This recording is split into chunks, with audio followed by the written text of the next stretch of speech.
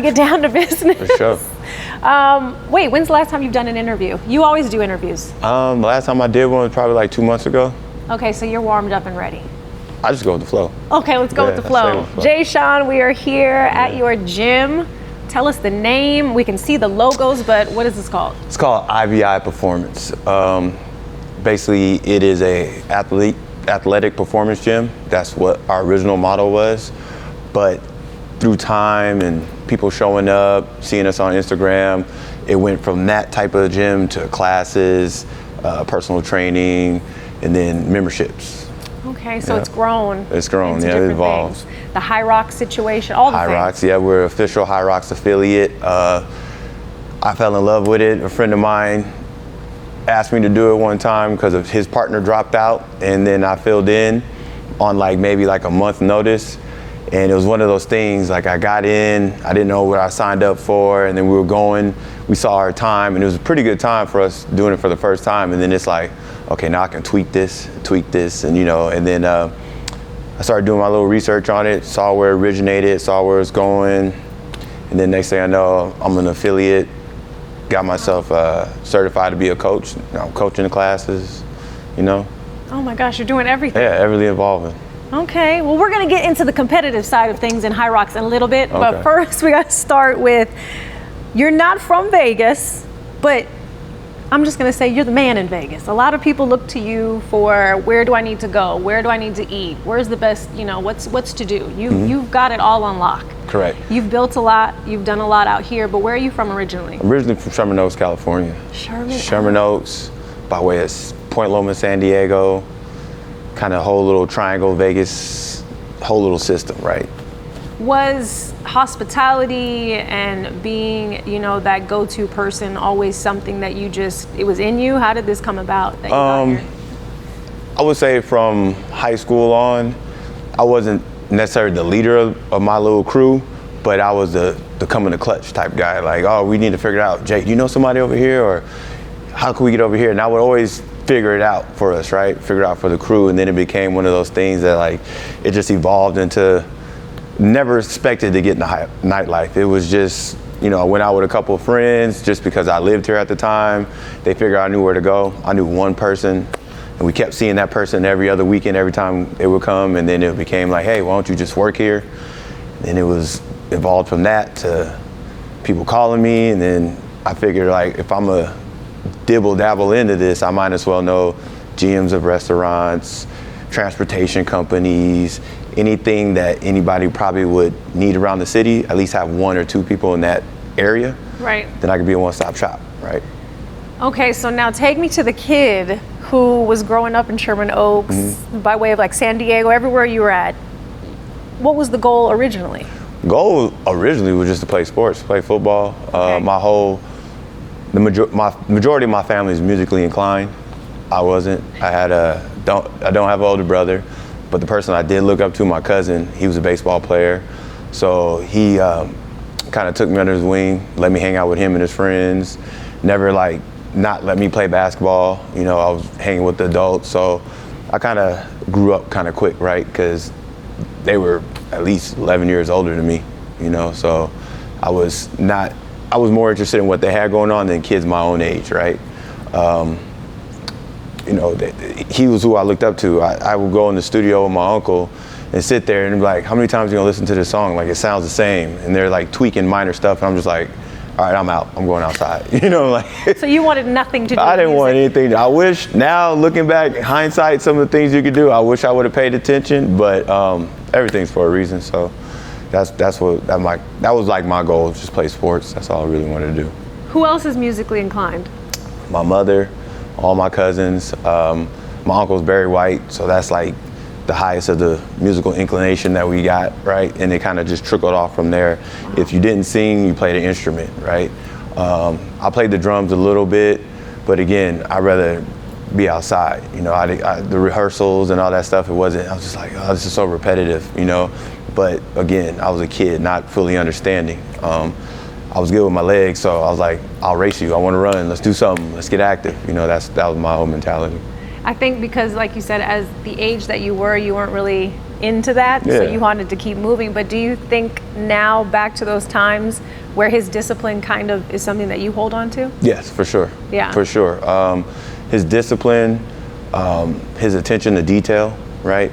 Like he would hear something that nobody else would hear, and I'd be like, it sounds the same. Or anybody would be like, it sounds the same. He's like, no, you got to add an extra something or da-da-da. And then when he plays it back and then you hear it, you're like, oh, okay, now it makes sense, right? But you can translate that to sports, right? It's details. Yeah. You know, extra film study, harvesting your craft, working on footwork, all kind of stuff, whatever sport you play, right? Yeah. Sorry, is that okay? Yeah. Okay, sorry. Good ear. Just making sure. Okay, we'll continue. So knowing music was not the thing, but you did take from your family and what your uncle built, seeing him. Obviously, you got to be really disciplined for who he was. What do you think about your life right now? If someone is first meeting you, how would you describe what you do? First off, like just to sum it up, it's just hospitality, right? Whether it's at work or here, it's all a hospitality situation. You know, I can't build a gym and just like, come, I have weights, I have equipment, use it, right? But it's also the people behind it that makes you want to go to the gym, the engaging. Now, the real big thing is the community, right? The community around it, like-minded people. You get motivated by some of the people you see, right? So if somebody was to ask me about you know, what it is that I do or who I am, I'm just a hospitable person in every facet, right? I guess Make sure to everyone's answer your good. question, make sure everybody's good, right?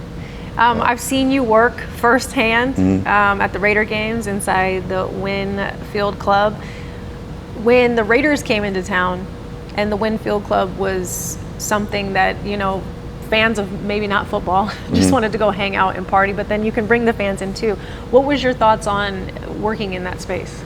I thought it was a great opportunity because I've been to a lot of stadiums and I've never seen anything like that as far as the view. You combine it with bottle service, of nightlife, and then it's like a lot of people like to be seen, right? So you're in the end zone, you're the focal point. At some point in the game, somebody's kicking a field goal or scoring a touchdown right in front of you, right? I felt like that's a one-up that we had on anybody and everybody, right? There's other places that have them, but they're literally levels higher. You know, you're not on the field like somewhat of like an arena or a hockey game where you can get right there and get real intimate with the players. So that was just another tool I had in my bag that I can offer to somebody, right? It's like, oh yeah, you want to come to the game? Cool, there's tickets, but have you seen this area?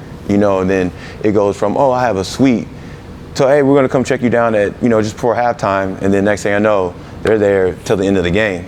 You know, and then you combine it with the after party that we have. There's nothing like it. So for me, it was a up. It's another tool in my bag that I can offer, you know. It's cool to see how it's grown too, since the first season until now. Are there any wild moments in there where people are trying to get in? Like, because it's hectic already, it's a game. Yeah. Like you said, we're on the field when you're inside the Wynn Field Club. But has there been any standout moments, maybe with a celebrity or something? Because so many notable people have been in that field club. You know what's funny? I wish I had some good stories. It's more or less not the celebrities, because the celebrities, they know how to act. They know how to act. And first of all, 9 times out of 10, you're on camera, right? So from every angle, you know how these stadiums are, they got cameras in every angle, they can see you. It's the people that are the first timers down there. We had a customer, and it was one of the things we were worried about when we first opened it, because you're so close to the players. Just a guy spraying champagne, right? That was it. You know, and it's like you got on the field and then like you know, NFL gets involved and questions start asked, and then it's like, we can't do that anymore, or, you know, but you don't understand how much money I'm spending. It's like, bro, but you can't do that anywhere. You know what I'm saying? It's like, it's bigger than us. They'll ban you from all stadiums and all type of stuff, but nothing too crazy, because right there, most people are on their best behavior because the whole stadium's watching you, right? Like they could look down and see you. I can't tell you how many times I've been down there and my phone's going off. And it's like, I haven't heard from this person in a while, but I don't want to check it because I know they probably see me checking my phone, and you know they're around here somewhere. But yeah, everybody's usually on their best behavior down there. Yeah, you're right. I haven't seen anything wild happen, but I mean, we've had Floyd Mayweather down there. Yep. Tyson's been down there. Yep. I mean, so many notable names. Is there one that stood out where they came back to you maybe and said they had a great experience, or it was just a good time? Because every single one. Really, they do. Every single one. Any celebrity that I've been fortunate to take care of, it's had a great time. Whether they buy a booth, which is not cheap, And that's another reason why people are on their best behavior, because they realize how much money I'm spending on this section. Like, I'm just happy to be here, right? And then you got people, again, that, might be there for a halftime appearance or pregame appearance, whatever, and they're like, hey, we're gonna swing by. They come by, check it out, and they're cool with just standing down there. Like, hey, man, I'm just chilling right here. Like, this is a good spot, Yeah. And people respect it. Of course, fans want to take, but obviously everybody's watching the game. Yeah. Yep. So from Winfield Club, which is obviously a different environment, to the nightlife scene that you are heavily involved in. I mean, I asked you before we started this interview, do you sleep? What do you do? Are you not tired? What does your day look like in 24 hours? 24 hours, weekdays kind of light, but if we're going to hit the weekend where it's really busy, up by 6:30, out the house by 7, in here by 7:15 because I don't live too far, getting my workout in. That's like taking a shower, brushing teeth to me in that order. Like, if I don't do that, something's off, right? My whole day's off, my mindset's off. So I come in here, bang that out, get it in, have a 9:30 Zoom call, go back to the crib, shower, change. Now I'm on my way to Encore Beach, where I'm there from probably, if it's a Friday, we open at 12. If it's Saturday, we're open at 10:30. So from there to about 6 p.m., give or take how busy the day is, might leave at 4. Come back here, round 2 in the gym. Wait, let me rewind. Leave there, take a nap.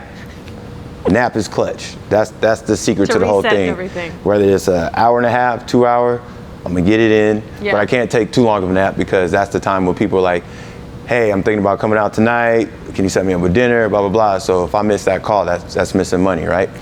So I'm up, back in here, do all my cardio, bang that out, 45 minutes, hour max, home, third shower, dinner, work. And then I'm there till 2 o'clock, 3 in the morning, and then run that pack. Run it back. That's a lot. Yeah. And it's been like that for you for how many years now? I've been with the company for 17 years, going on 18. Wow. And outside of working within Wynn and their properties, you also have your own, right? Correct. A few buddies of mine, we started a hospitality company called Ayya Hospitality. Over that period, we've opened up 3 restaurants, this gym. We have a treat bar right next door called Thick and Thin. I've been a partner in Stitch Suits for going on 10 years now.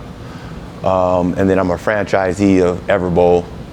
We have a few of those kind of all over the States. But yeah, that's it. Do you have an assistant? No. Do you want one? I would love one. You know what? I've been asked. job. I've been asked that before, and the thing is, like with an assistant, when you first onboard one, you gotta teach them how to talk like you, respond how you would, yes. right? Because sometimes, let me rewind. Part of my stitch is being in hospitality. People want to deal with me. They don't want to deal with somebody else. They don't want to get passed on. Like, oh, my assistant will handle it. And now they're asking my assistant questions, which in turn, they're going to ask me. Then I got to respond to her, and she's going to respond to you. So just cut the middleman in the time and just hit me up. You know, so like I've tried it, and it's like, okay, oh, Mr. So-and-so hit me up. What do you want me to say? Tell him blah, blah, blah. Okay, they tell him, oh, well, he asked this. And it's like, you know what? I just might as well do it. You know, you can help me with some administrative work or something, but I'd rather just get down, You're the face. Yeah, that's the thing, you know. Do you ever feel it's hard in this industry of hospitality, entertainment, sports, to find trust? Yeah. Yeah, it's tough to find trust, genuine people sometimes, because for the most part, I know why they're hitting me up, right? For the access, you know, the accessibility to things. Why do you call me for a dinner reservation when you can call? I'm gonna do the same thing you're gonna do. But you might know I'm tight with the GM and he's telling you no because you're cold calling, but if I call, he'll squeeze you in, right? So it's those things. Don't get me wrong, I've gained, and I use friends and acquaintances different, right? Friends to me are people that I've been through stuff with, people I can trust. Like, we're about to rob a bank, there's no questions, they with me, 10 toes down, we'll figure it out later, right? Acquaintances are people in passing, you know, if we don't speak again, there's no love lost. But I've gained some friends through the hospitality, right? I took care of you at one point. Now I'm taking care of your 21-year-old son who just turned 21. I did your bachelor party. I did her bachelorette party. You know, you're coming out with the parents. You want to be set up. You trust me, right? You invited me to your anniversary or to whatever. You know, we built a friendship over time. You know, now you don't even hit me up for Vegas stuff. You hit me up like, hey, meet me and so-and-so. We're going to go. The whole family's coming, you know, stuff like that. How, you know, they check on you. You know, it's not more just calling because they need something. It starts to become more than friends. It's like a family. Yeah. Like, I know your whole family now. Like, people know my mom. Your mom is the best. Dude, my mom's I've hung out with shit. you and your mamas. Yep. And everyone, was that Durango? Yep, Durango. We went to Durango. My mom, she's kind of slowed down now, but Okay, that's good. she'll come to the pool on Sundays, like going to church. She'll go there, get her little cabana, have her friends. Don't really drink, just wants to dance and people watch, you know. And people, is that your mom? Yeah, that's her. Next thing I know, she's hanging out with Lil Jon, Bow Wow, Diplo knows her. She's in the DJ booth. I'm like, the hell, you know what I'm saying? But it's a stitch, right? Like, you the guy that moms always come. You know, now I built a rapport with somebody who's a mama's boy as well, right? And I'm gonna call you, bro. I like how you treat your mom. Da da da. You know, it's another tool in the bag, right? Yeah, watching the relationship you have that you post about sometimes, you know, do you feel like your mom is like your best friend and you've learned a lot from her, I'm sure, as well, I mean, on the business side and in life? I learned a lot about business, relationships. You know, she came from a family of 5. She was the only girl. All my uncles are gone. My grandparents both passed, one 6 months, one a year before I was born. So I can only imagine what she was going through mentally, you know, when she was pregnant with me. And then after having me, losing brothers, you know, every other couple years and so on and so forth. So just the strength that she had in raising me, you know, my dad was there too, but she did a lot of heavy lifting. I have no complaints about my childhood. You know, I get my work ethic from her, you know. Even if we didn't have, I would never know because she kept us tight, you know. Yeah. Every basketball game, football game, track meet, always there. That's good. Yep. You had great support. Oh, for sure. The entire time. For sure. It's good. And until now, I love that she's hanging out with Lil Jon and Diplo and everybody else. Oh, she's tagging them like, oh, happy birthday to my boy Lil Jon. I'm like, what? My mom does that, but she never met the people. Yeah, so at least your mom's she's met on these it. people. And then she'll tell me, she's like, oh, they reposted me. I'm like, what? She's living her best Yeah, life. hey, let her rock it. Outside of trust and just everything that you built, I definitely want to talk about these companies that you're a part of, the franchise, everything else, because it's a lot, especially, you know, doing it on your own. Yeah. Has there been a moment where you had to stop and really just take it all in? Like, this is my life. What am I doing? Was it ever too much for you? Does it get too much? There was a point where I had to start saying no, right? Because people would see that I'm doing stuff, and I don't want to say me as a team, as a couple of us, like we all work together, right? They would see we were doing things and, hey, I got an idea. And sometimes it's a close friend, sometimes it's somebody that you just know. Everybody has an idea and everybody wants to, oh, I see you doing a restaurant, I want to help, I want to cook and da-da-da. And it's like, damn, you know, I want to help people, I can use a cook, but like, your shit really ain't that good, you know what I'm saying? So it's like, you got to learn how to say no, right? And then there was a point where one of my partners was like, Jay, like, it's getting kind of, we got a lot to carry, you know? And we opened up 3 restaurants in the span of 2 years, right? And we're new to the restaurant business.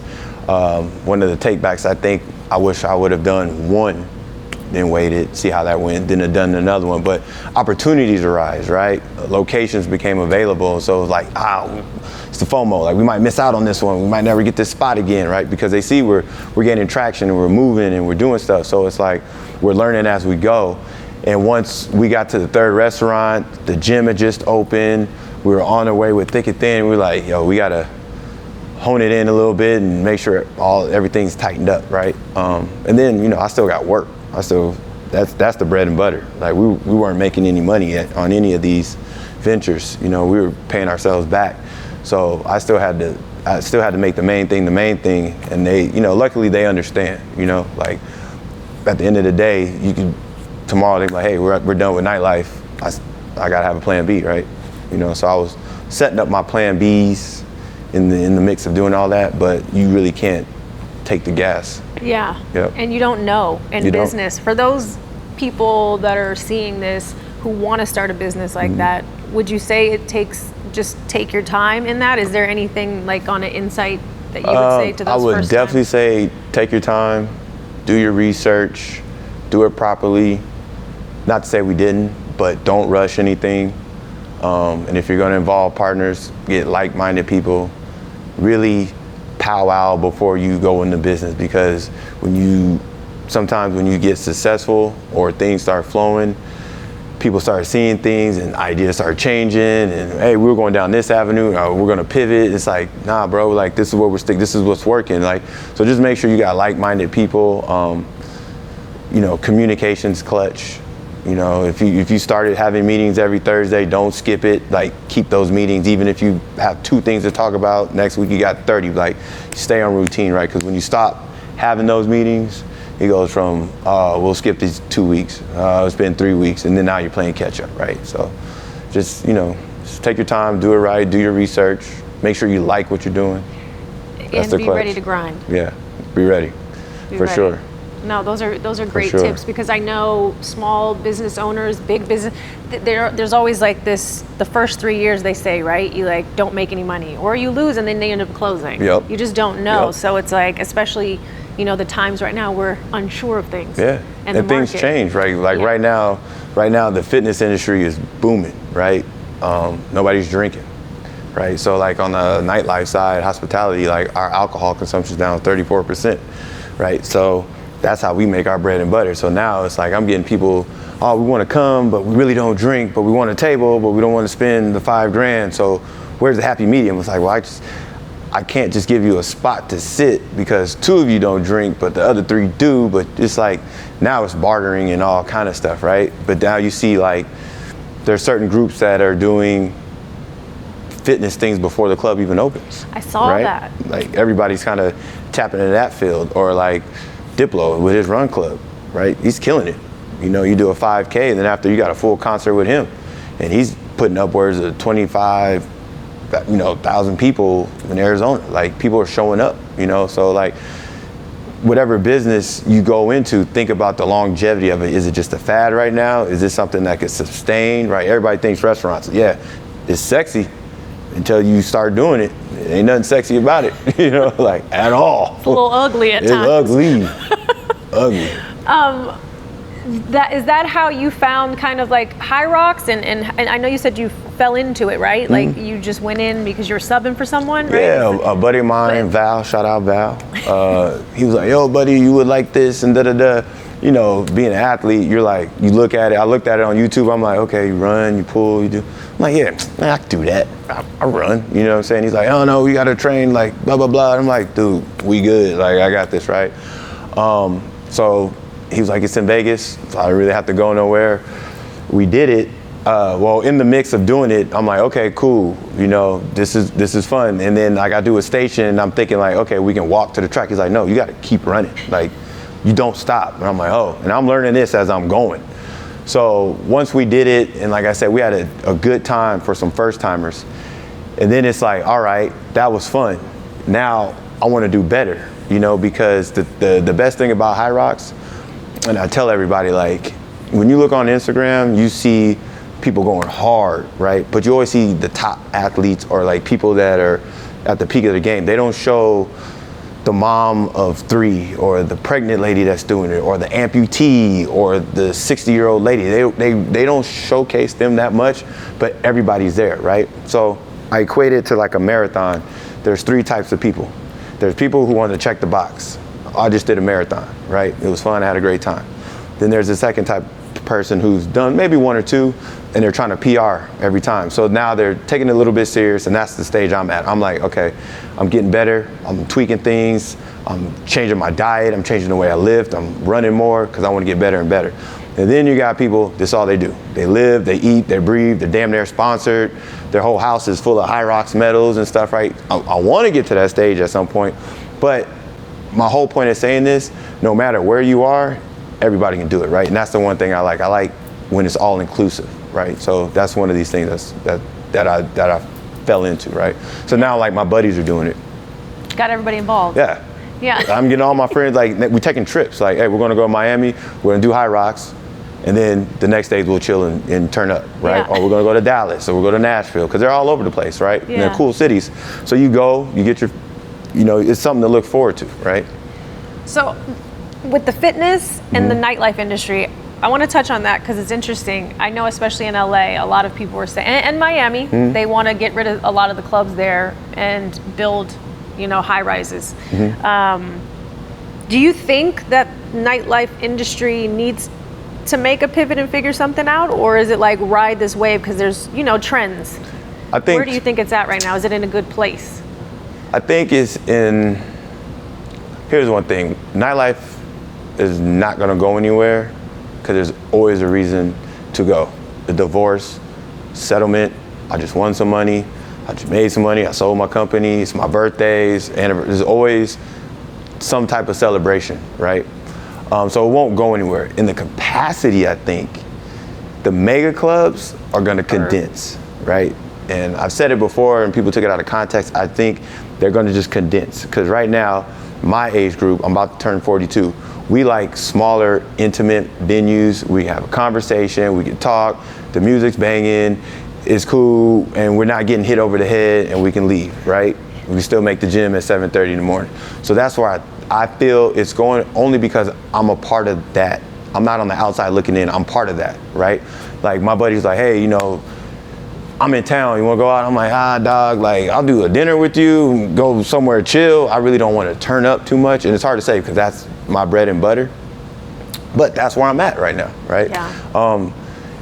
But then also the younger generations, the 25-year-old kids, they're not rolling in dough to get some of these tables, right? Money's, not as affluent as it was back in the day. So $5,000 amongst back at, when we were going out against 5 friends, now it's $5,000, 15 people splitting it, and it's Wow. tough, and it's tough. You're bartering, like, give me this, give me that. We got 5. Can we do this deal? Like, I'm not a car salesman. I'm not trying to make a deal that you're gonna buy it or not. Like, there's really no question. Which is wild to hear because Yeah. I came from bottle service. I worked in it, and it was like bottle wars. Yeah. Like there was real money being There's spent in no there. more Now there's wars. No more, yeah. I don't see any people throwing cash anymore. Right, it's done. Like all that airs up. Now there's still people that do it. There's a bunch of people that still do it, but it's few and far in between. And when those individuals go out, the nightlife, we wrap our arms around them. We're like, please don't go. Please stay. Please eat. Please play. Don't go to any other property. What do we have to do to keep you here? Like, and then it almost turns into like, well, they're gonna charge me $20K for a dance floor. What are you gonna charge me? Oh, we'll give you 15. Because I know you're gonna go above it, but now it's like, I'm devaluing my property because I want to keep you here, You're right. And now I'm competing with the man across the street because he's gonna give you a better deal. So it's tough. I don't think it's going away. I think it's just going to get smaller. Run clubs to me are like the new thing. They're the new hangout. They're the new meet up. I'm single. I want to go do a run club. I can meet. I check number 1. She's into working out. Great. Past that, and it's on from there. I have missed every run club that I signed up for. I go to the wrong run club. Well, you're busy. No, I can't read a map. What? No, I'm serious. I just snorted because I'm serious. What was I going to ask you about the wildest celebrity request or the wildest request? You don't have to mention the name, but if you want to, you can tell me. Yeah, the definitely wildest won't mention his request. I wouldn't say wild, but it's not wild to me, but what's wild to somebody else, This right? will be wild. Yeah. So, I mean, we've gotten, we built stages out of beer cases, crazy food orders. This didn't happen at our venue, but there was a gentleman who used to come out tough, skydived into the venue, right outside, had a couple farm animals in there. What? Fire, like a whole shebang, right? Like to me, that's wild. Like you want to skydive to the venue, like only people who know you're doing it is a couple friends. Like other people are just like, what the fuck is that? It's like, oh, it's that guy. Like I've seen stuff like that. That to me is probably wild. back in the day, there was a guy named Jolo. Everybody knows him. I mean, it's on TMZ. I mean, Netflix, so it's all good. But he would create his own party. He'd build a tent, invite his own celebrities, have his own. Y'all don't want. All right, cool. I'm gonna do my own thing, and people will go. Like, no expense. You know I feel like there's got to be something wilder in Las Vegas. Are you guys that tame? We are at the Wynn, yeah. Yeah. Is it because it's more corporate? Yeah, but we also have like Standards. Yeah, because also We are not like that. Yeah, like at the end of the day, like you got to learn to say no, because sometimes, nowadays we're running to people who money don't run out. So yeah, it really don't. Oh, how much it costs? Cool, no problem. And then we open that gate for that person, then we got to open the gate for that one and that one and that one. So if you just start with the first one, it's like, nah, can't do it. It's outside of our scope, and you go next door. That's fine. On friendships again, just going back to trust, were there people that at first you're like, I really don't want to work with these people, and now they're really great friends of yours? And I wouldn't say it would be the opposite. Oh. There's people that I've trusted and brought along or helped get in certain doors that after a while you see their motives and it's like, damn, that's unfortunate. You know what I'm saying? Like, I really could have helped you, or we really could have done something, or shit, I didn't even know you was like that. You know what I'm saying? And it sucks because it's like, you don't get, I don't want to say conned, but you vouch for an individual or individuals, right?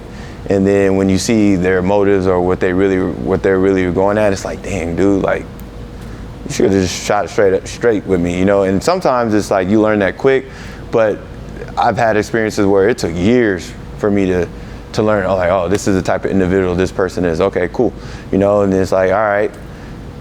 And I'm a Virgo to the T's. Like, you cross me, it's a wrap. Like, it's done. I'll see you. I acknowledge you in public. How you doing? But after that, it's a wrap. Like, I don't know you anymore.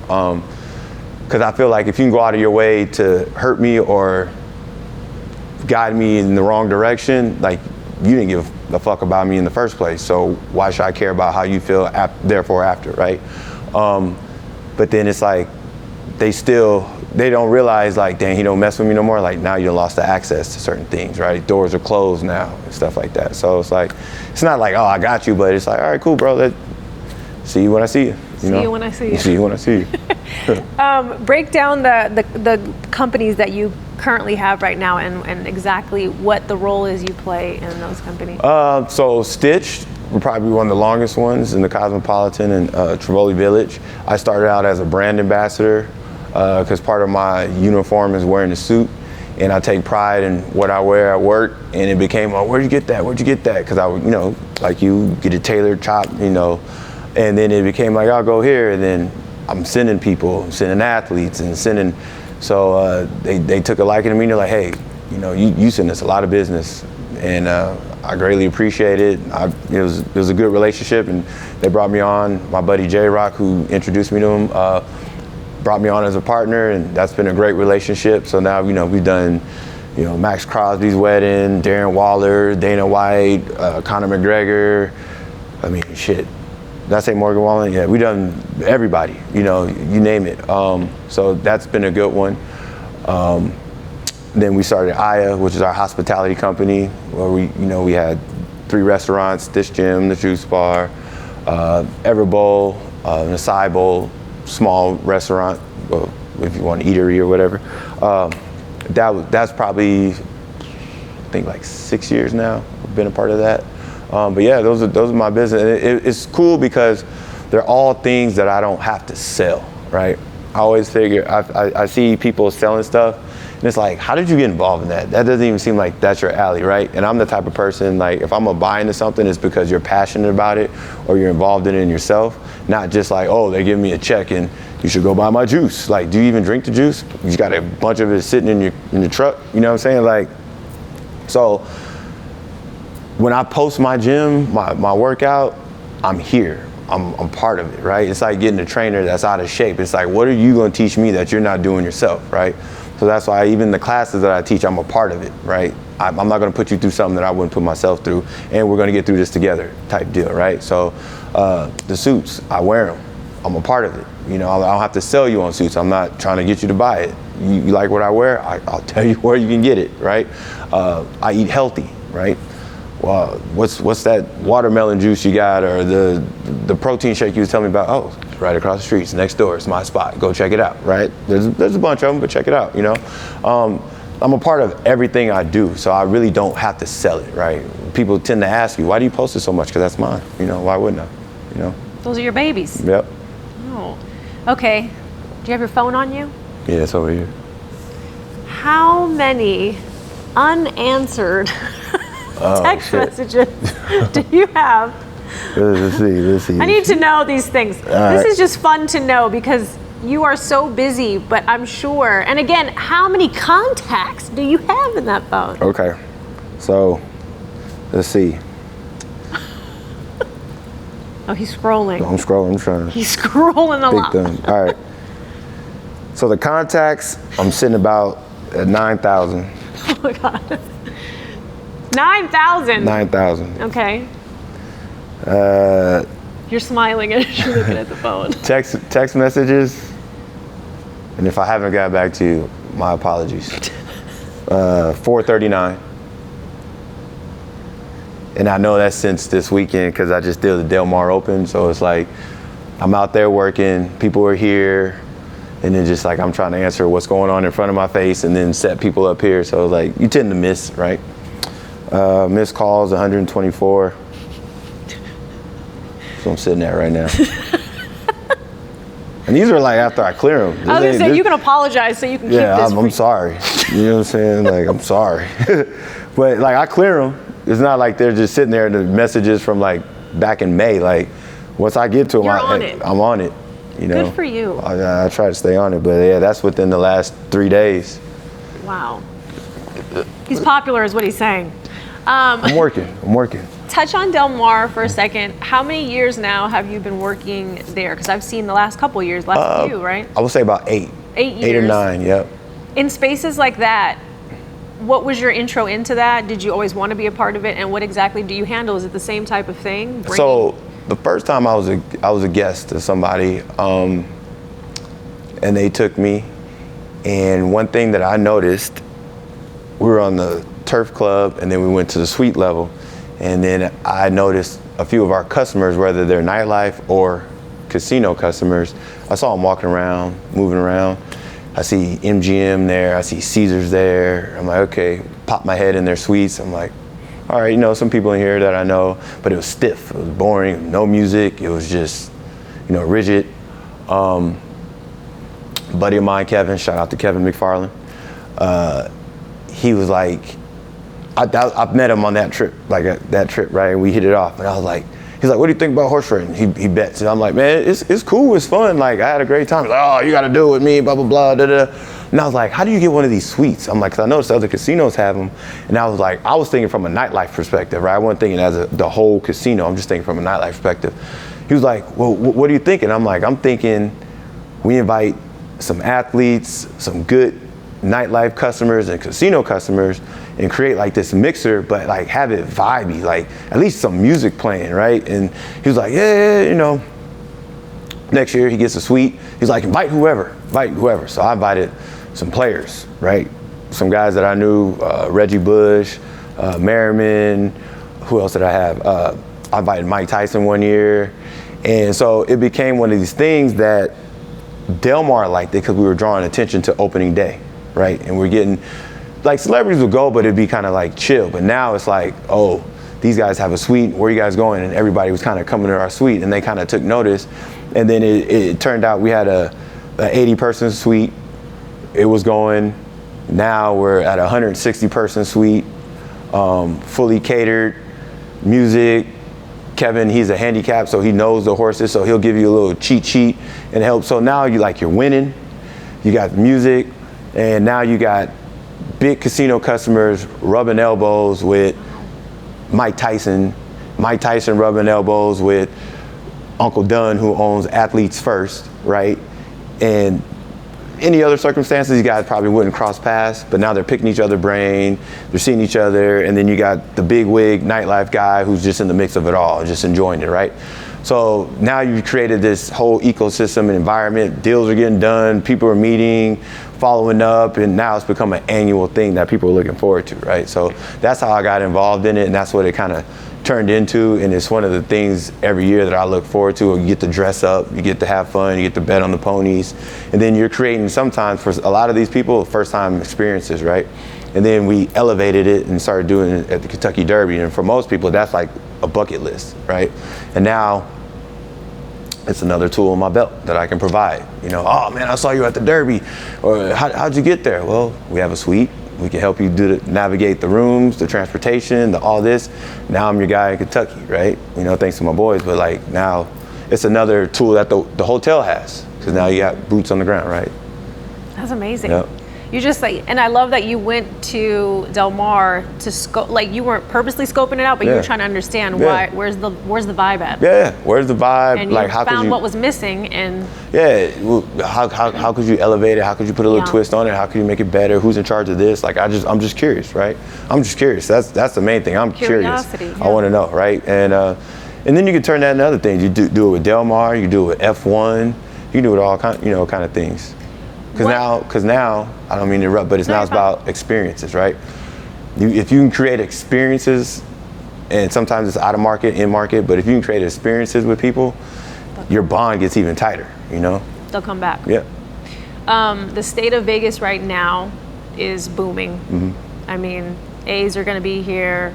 They're talking about a basketball team, the NBA bringing a team here. Raiders.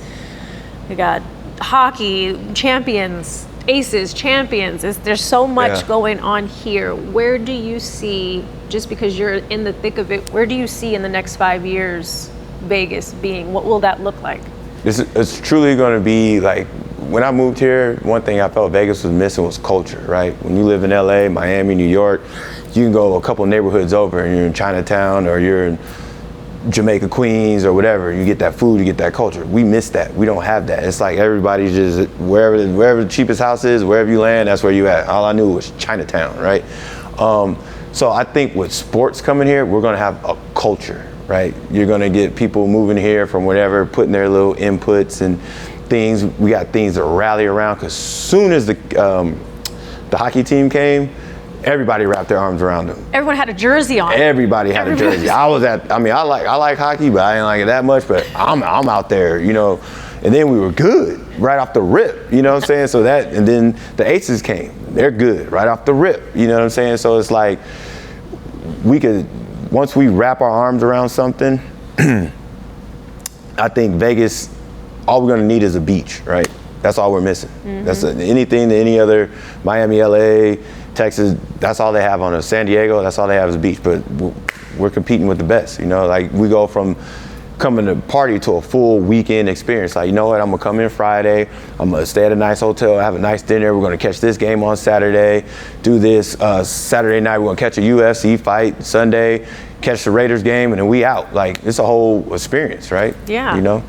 Okay, hold on the experience. Mm-hmm. I'm new to Vegas, I'm coming out. But somehow I have your number, I'm calling you. Where do I need to go? How does my night start? How does my night end? First thing I always ask, to manage expectations, what's your budget? Because keep in mind, this city ain't free. I have $5,000. Yeah, so we're just gonna do a couple dinners. You know what I'm saying? You are broke. I'm gonna throw you on the guest list, and we're gonna slide you in, and we'll probably pop a table on one of the lighter nights, and we're gonna have a great time. Yeah, we're gonna have a whole dinner experience. He's like, you're gonna go to the deli? Yeah, we're gonna have a dinner experience. I mean, that's the first thing that that happened to me today. I got some friends from the UK. They come in, they're like, oh, we're coming to town, blah, blah, blah, what should we do? And it's a funny question, because it's like, you're in Vegas. Like, you could do anything. That, like, you wanna go skydiving, helicopter ride, shoot guns, like, what do you wanna do? Like, give me some type of itinerary to play off of. Then again, the second question is your budget. So now I can manage your expectations of, okay, where we're gonna go, where we're gonna eat, what we're gonna do. Okay, what night do you wanna get a table? Because if you only got 5,000, well, let's try to spend 3 on a good experience table. Because you don't even wanna spend 1,500 and be in the nosebleed section, you know, with one bottle, and then your host be like, man, I can't even see the DJ. I keep people walking through my table. So it's like, dang, Jay, you told me to come. It's like, yeah, it's great, but those guys are having a great time because they got a little bit bigger of a budget, right? So you just gotta try to work with it, right? I mean, there's a lot of stuff to do, you know. I'm gonna always say win and encore everything. Eat, play, sleep, the whole nine. Win and encore. That's it. That's all you need. You don't need to leave. Really? You don't need, bro. We got 7, 8 fire restaurants, 4 or 5 stars restaurants, Michelin chefs everywhere. What DJs are there this weekend? This weekend we have Chainsmokers, Diplo, and Marshmello. Are those residencies? Yes. And that goes throughout summer? Throughout summer, winter. We usually do like a couple year contracts with them. Oh, sweet. Yeah, we lock them in. Okay, so we will take the Diplo experience before we leave Vegas. Yes, yes. It's going to be great. What's the one thing that you've learned so far about yourself in this career? Again, not knowing that you would end up here in this hospitality space. And honestly, it's much more than hospitality. I know what you're saying, but you're taking on a lot of roles throughout the day and still giving to yourself, which is commendable. That's hard to do. Yeah. Like, have you learned? One thing I learned about myself. Yeah. I would say like resilience, right, is one thing. I learned how dependable I am, right? And I take pride in that, right? Somebody trusts you with their daughter, their wife, their spouse, whatever, and you're guiding, like how you just asked me, and they're guiding, and they don't even question. They're like, all right, cool, set me up, man, I trust you, right? Like, you've earned that trust, right? I think I worked hard for my name. I put in a lot of work. Just dependable. I don't know. I mean, even from work, outside of work, like I got people that depend on me, so it's not just about me, you know. What's the ultimate goal for you? Ended up in Rancho Santa Fe, San Diego, chilling, relaxing, riding bikes through the hills. Yeah, just chilling. When it's all said and done, I'm gonna be out there somewhere, just relaxing, sure my mom and pop straight. That's it, man. Nothing too crazy. That's good. Yeah. What does the last name White mean to you? Opposite of me. No, I'm just like, Literally. literally. I can't tell you, when I was in elementary school, they were like, White, but you're black. Like, no shit. I didn't know that. You know what I'm saying? What the fuck? What does the last name mean to you? I mean, I think my uncle put in a lot of work for that name, right? Like a high standard, good work ethic, family driven, loyal to the soil, more or less loyal to the people that are loyal to you, right? So to me, it's all about reciprocation. Hard working, fun. I mean, it means a lot, you know? It means a lot. You're a good dude, huh? Try to be. That's good. Did you want to jump in? Do you consider yourself successful? Yeah, and what I consider success, when I reach my goals, and I've attained a few of them, I'm on my way there. But for people on the outside looking in, to them I'm successful. But again, it's like, yeah, you see all this, but this ain't paying the bills right now, right? We're still growing, right? So I think I'm successful in the term successful, yes, right? I'm not really hurting for nothing. Everybody's everybody's good. And that's my main thing. Like, my core people, my close friends, my family, everybody's good. So in that, where everybody's happy. So yes, I'm successful in that. It's not, to me, it's not monetarily. And it's crazy, like I hear people say that, like, oh, when you make money, like, you really don't care about the money. I'm like, well, you got it, so you don't think about it. And when you don't have it, you think about it, right? Like, I can't just be happy and my bills are paid because I'm happy. Like, I need money to pay my bills, right? Like, oh, it don't work that way, right? So, but as I've gotten older, like, yeah, you make a lot of money. I spent a lot of money. And like, some shit I can't show for what I made, but it's like, I was happy in that moment at that time, but now it's just about me being happy, right? So whether I got $10 in the bank or 10 million, you'll never know. But as long as I'm happy, I'm good. You know what I'm saying? So in my terms, yes, I'm successfully happy.